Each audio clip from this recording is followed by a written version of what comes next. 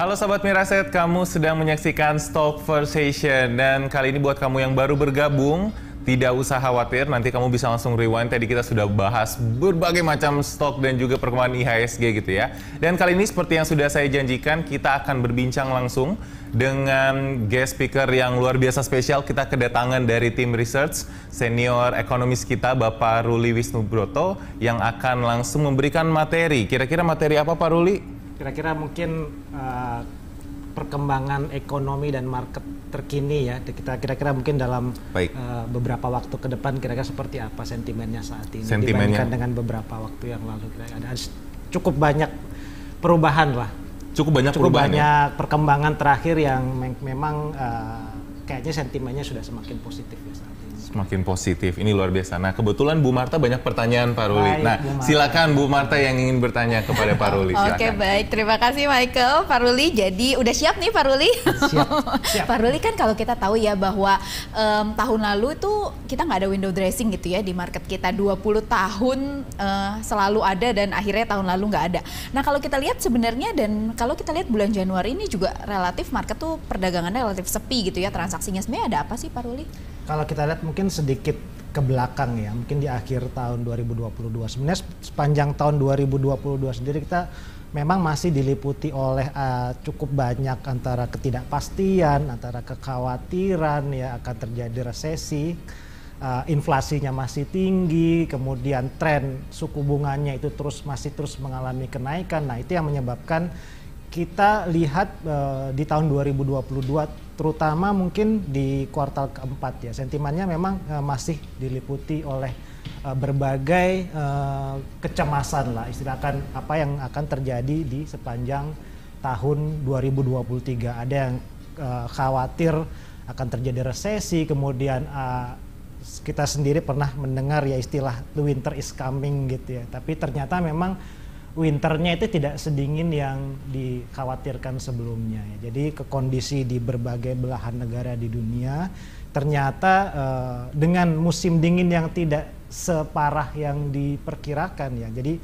optimismenya sudah mulai terbentuk di awal tahun 2023 ini. Memang untuk IHSG sendiri sempat terkoreksi ya sejak awal tahun, terutama memang tren pelemahannya itu terjadi di menjelang di akhir tahun dan terjadi arus modal asing keluarnya yang cukup deras ya, terutama di pasar saham ya, di equity market ya.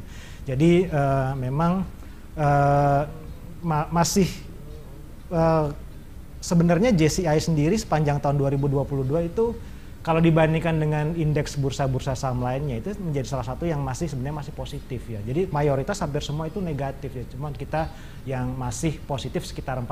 Nah, jadi saya rasa memang cukup wajar ya kalau misalnya ada semacam profit taking, ada semacam arus modal asing balik, ada penyesuaian portfolio lah istilahnya seperti itu. Oke, baik. Nah, Pak Ruli, kan kita tahu bahwa seperti tadi Pak Ruli sampaikan bahwa kalau di akhir tahun atau di tahun lalu tuh didominasi oleh sentimen-sentimen yang negatif begitu ya. Di awal tahun ini sebenarnya juga net sell asing juga masih terus terjadi begitu ya untuk di market, untuk di bursa saham. Tapi ternyata nilai tukar rupiah kita berhasil menguat ya. Jadi kita tahu akhir tahun itu sempat ditutup di 15.700. Saat ini itu bahkan sudah menguat di bawah level 15.000. Nah, sebenarnya dari penguatan ini biasanya kan asing keluar tuh diikuti dengan pelemahan rupiah. Nah, mengapa rupiah ini justru bisa menguat nih, Pak Ruli? Sebenarnya di satu sisi memang ada kecenderungan net sell di pasar saham ya. Jadi mungkin kita kalau berbicara di 2022 sendiri secara akumulasi sepanjang tahun itu sebenarnya masih ada inflow sekitar 60 triliun ya di pasar saham. Dan memang terjadi outflow ya, mulai di bulan Desember ya. Jadi mungkin seperti saya katakan tadi terjadi penyesuaian ya. Namun kalau kita lihat ya di equity market itu ada outflow, sementara kalau dari sisi obligasi ya surat berharga negara itu sebenarnya ada inflow. Jadi memang dalam sepanjang bulan mulai terjadi inflow di bulan November sebenarnya, bulan November, Desember dan berlanjut di bulan Januari. Jadi kalau secara net-net sendiri itu outflow di pasar saham itu ada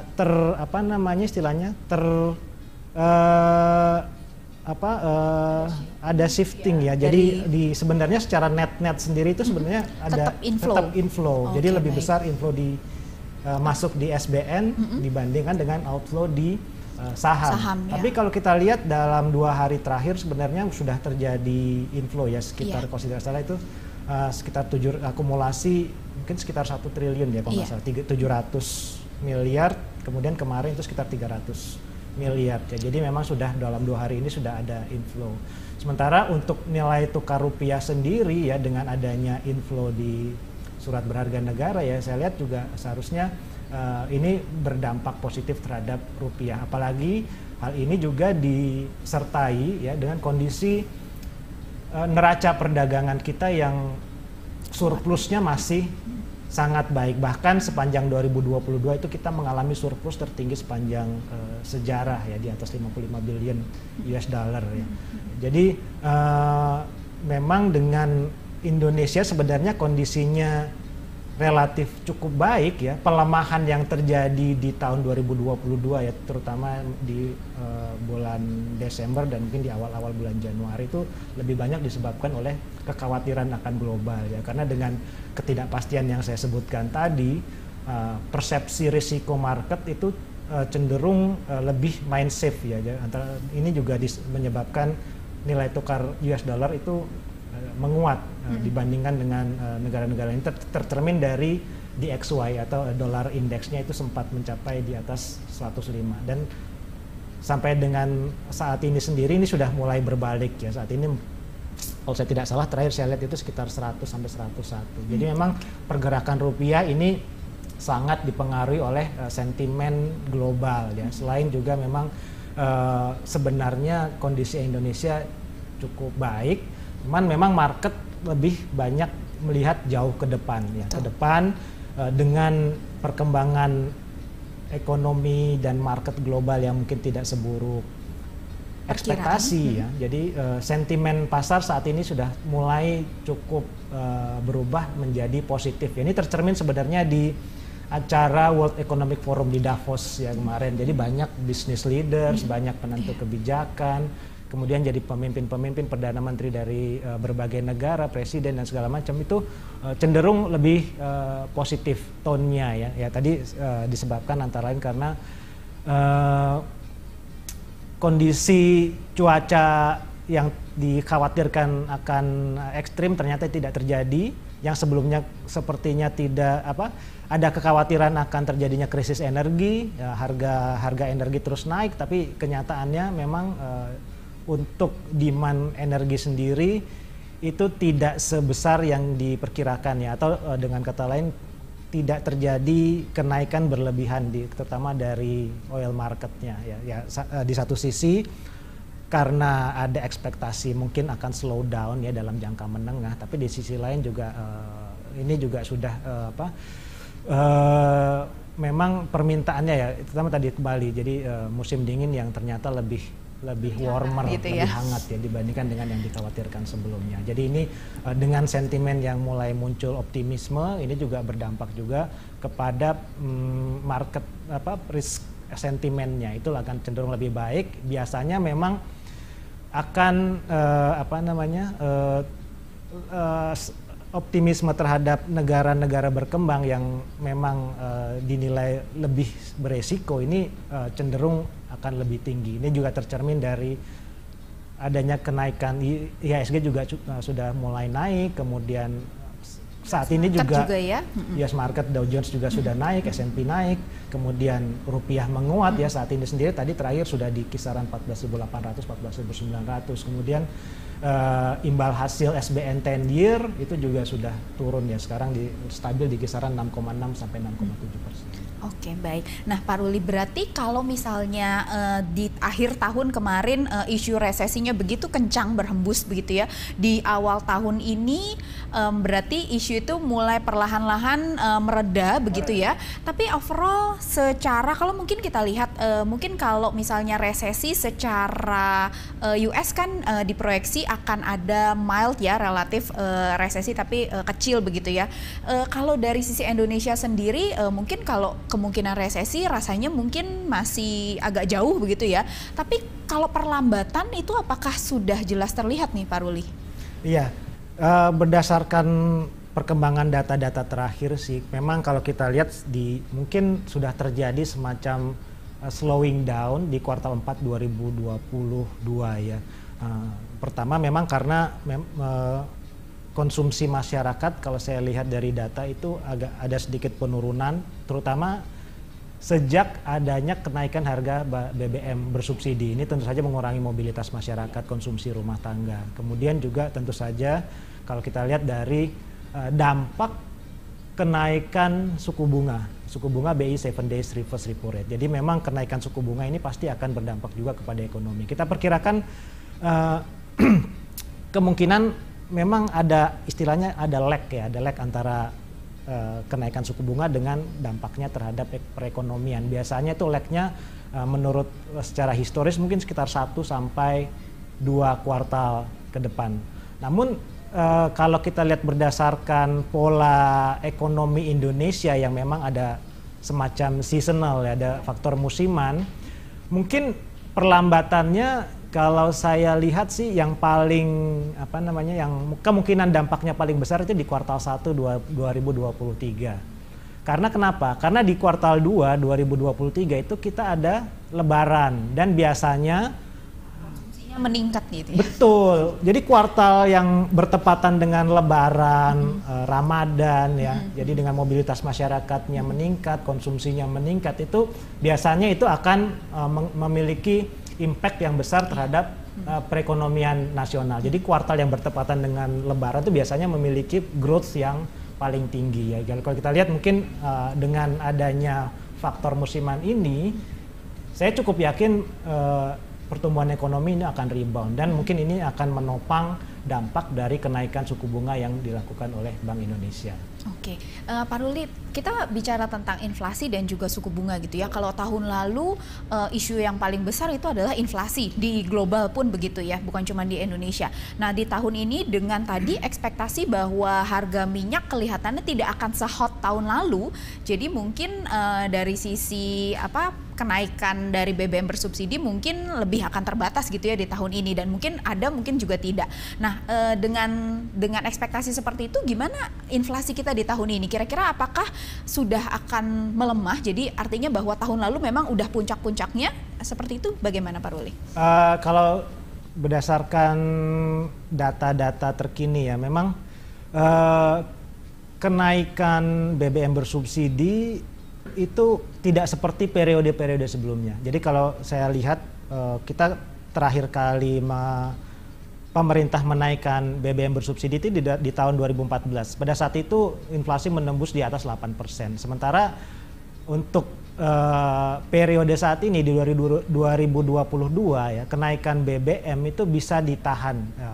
Jadi di sepanjang tahun 2022 sendiri itu peaknya itu hanya di 6% dan terus turun secara year on year, turun terus, dan akhirnya ditutup di 5,5% di bulan Desember ya. Jadi memang dengan berbagai kebijakan yang telah dilakukan oleh pemerintah ya, koordinasi antara Bank Indonesia dan Kementerian Keuangan ya, memang inflasi Indonesia itu relatif meskipun memang naik ya, cukup, maksudnya sudah Indonesia tuh kemarin inflasi sudah di atas. Jadi kalau targetnya itu 4%, itu sudah berada di atas 4% itu sejak bulan Juni ya. Karena ini ada faktor ketidakpastian cuaca juga, ada curah hujan yang sangat tinggi menyebabkan gagal panen ya. Saya rasa itu kemungkinan juga akan menjadi resiko ke depan. Jadi overall sebenarnya kalau kita lihat trennya terutama sejak bulan Desember itu secara year on year turun terus. Memang ada kenaikan sedikit di bulan Desember karena ada faktor musiman ya, ada Natal dan Lebaran. Tapi kalau kita lihat ke depan, memang saat ini yang harus diperhatikan yaitu adalah dari suplai bahan-bahan makanan yang seringkali menyebabkan inflasi Indonesia naik signifikan ya. Kalau saya lihat di bulan Januari ini ada permasalahan terkait dengan distribusi beras ya. Kalau di bulan Januari ini harga beras itu naiknya cukup signifikan. Nah, hal-hal seperti ini yang perlu diatasi sebenarnya. Namun kalau dari sisi Bank Indonesia sendiri lebih bisa mengendalikan inflasi dari sisi demand. Sementara kalau dari sisi supply yang terkait dengan distribusi bahan makanan itu lebih banyak dipengaruhi dari kebijakan-kebijakan pemerintah, koordinasi antara pemerintah daerah yang memastikan kecukupan pasokan bahan-bahan makanan di seluruh Indonesia. Jadi memastikan apakah ada kekurangan pasokan, misalkan cabai atau beras atau apapun juga itu bisa harus harus cepat diatasi ya, agar harga-harga bahan makanan yang kerap kali membuat inflasi nasional ini naik signifikan itu bisa dikendalikan lah istilahnya. Tapi secara umum kalau dari BI sendiri ya, yang kita lihat dari rapat Dewan Gubernur bulan ini, jadi cukup kuat sinyal ya bahwa kenaikan BI 7 days reverse repo rate di bulan Januari ini terakhir kalinya. Jadi ke depan kemungkinan tidak akan naik lagi. Kita perkirakan masih akan tetap flat ya. Jadi ini cukup jelas, Bank Indonesia sinyalnya sudah cukup kuat karena memang inflasi inti ya. Jadi sebenarnya kalau BI itu lebih memperhatikan inflasi inti yang inflasi yang dipengaruhi dari sisi permintaan ya. Jadi mereka memastikan inflasi inti ini akan tetap berada di level di bawah 4%. Sementara untuk inflasi headline inflation atau CPI itu kemungkinan baru bisa turun di bawah 4% setelah mungkin di bulan September ya, ada pengaruh base year. Jadi kenaikan tajamnya itu kan di bulan September setelah ada kenaikan harga BBM bersubsidi. Jadi kemungkinan besar ya, jadi kita juga perkirakan, kita juga optimis bahwa inflasi inti akan tetap berada di kisaran di bawah 4% di semester 1 2023 ini. Sementara untuk CPI headline inflation itu akan bisa turun di bawah 4% setelah bulan September. Kira-kira seperti itu. Jadi sebenarnya dengan BI mulai istilahnya mengakhiri siklus pengetatan moneter saat ini, seharusnya untuk perekonomian sendiri ini akan positif ya. Di sisi lain dengan inflasi yang terkendali, konsumsi bisa terjaga, tingkat kepercayaan masyarakat juga bisa terjaga, nilai tukar bisa terjaga ya. Jadi ke depan sebenarnya memang kemungkinan kalau dari sisi GDP kita lihat kemungkinan tidak akan terjadi resesi, mungkin akan sedikit melambat ya karena efek dari kenaikan suku bunga di tahun 2022. Tapi secara umum karena kita juga ketergantungan terhadap ekspornya relatif lebih kecil dibandingkan dengan negara-negara lain, seharusnya ekonomi Indonesia masih cukup kuat lah, bisa tumbuh lebih baik dibandingkan negara-negara lain, dan terjadi resesinya itu sangat kecil. Oke, baik Pak Ruli, dan mungkin ini pertanyaan terakhir Pak Ruli. Jadi kalau tadi disampaikan bahwa sebenarnya secara overall tone-nya adalah positif begitu ya. Betul. Baik itu global yang mulai membaik, kemudian juga Indonesia gitu yang tetap kuat. Bagaimana Pak Ruli melihat bahwa equity market ini dibandingkan dengan bond market ya? Apakah equity market ini akan tetap menarik atau dengan adanya tadi ya shifting bahwa investor asing tuh melihat mulai banyak yang ke bond market dibandingin equity market, bagaimana kira-kira pergerakannya mungkin paling nggak di satu kuartal atau satu semester ini, kira-kira mana yang akan lebih menarik nih untuk investor cermati? Iya, mungkin memang kalau sesuai dengan view kami di tim research di Mirai Asset Research, kemungkinan memang di kuartal 1 ini ya seperti saya katakan tadi, mungkin ada pengaruh dari kenaikan suku bunga. Jadi kenaikan suku bunga kemungkinan bisa berdampak juga kepada kinerja dari emiten ya. Jadi kemungkinan di kuartal 1 ini kita lihat bisa ada semacam sedikit koreksi lah ya. Mungkin kalau kita lihat fundamental ekonominya, kita lihat mungkin di kuartal 2 bisa akan lebih baik ya. Apalagi nanti di semester 2 2023 nanti itu akan ada pengaruh dari kan kita mau pemilu nih, menjelang pemilu 2024 ya, itu di bulan Februari. Biasanya memang aktivitas ekonomi ya, dari kampanye, kemudian mungkin dari konsumsinya juga akan meningkat ya. Jadi kita cukup optimis di semester 2 nanti itu kondisinya akan jauh lebih baik dibandingkan dengan mungkin di kuartal 1 2023 ini. Oke, baik Pak Ruli. Jadi mungkin kalau bisa disimpulkan nih sahabat Mirai Asset, mungkin saat ini adalah waktu yang tepat untuk mengamati, melihat kira-kira saham mana yang potensial, nanti kita tunggunya kira-kira kenaikannya di semester 2 seperti itu ya.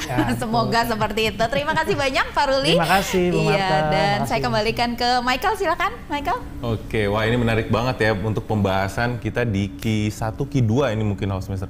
Ini jangan lupa Sobat Miraset, kita mau ada lebaran, lalu mau ada pemilu. Ini harusnya ekonomi, konsumsi masyarakat mulai meningkat gitu ya. Ini harusnya semakin positif ya Pak ya? Semakin positif. Oke, terima kasih Pak Ruli Terima buat kasih, Mas Mar. waktunya, kesempatan telah hadir di Stock Conversation. Terima kasih Bu Semoga Marta. bermanfaat. Amin. Terima kasih Pak Nafan juga Sama-sama. buat hari ini. Terima kasih juga untuk sahabat Miraset yang telah menyaksikan Stock Conversation hari ini. Saya juga ingin mengingatkan bahwa besok kita akan ada KBSA Spesial BRMS bersama Direktur PT Bumi Resource Minerals yang akan membahas mengenai resesi dan juga bisnis emas. Ini luar biasa, nanti besok kan sama Bu Marta ya. Oke, siap. Dan juga sahabat Miraset, terima kasih yang telah menyaksikan live dari YouTube dan juga Instagram hari ini. Dan sampai jumpa besok. Jangan lupa untuk subscribe, comment, like, dan share seluruh konten YouTube Miraset Sekuritas Indonesia. Akhir kata, saya ucapkan terima kasih yang telah menonton dan happy cuan!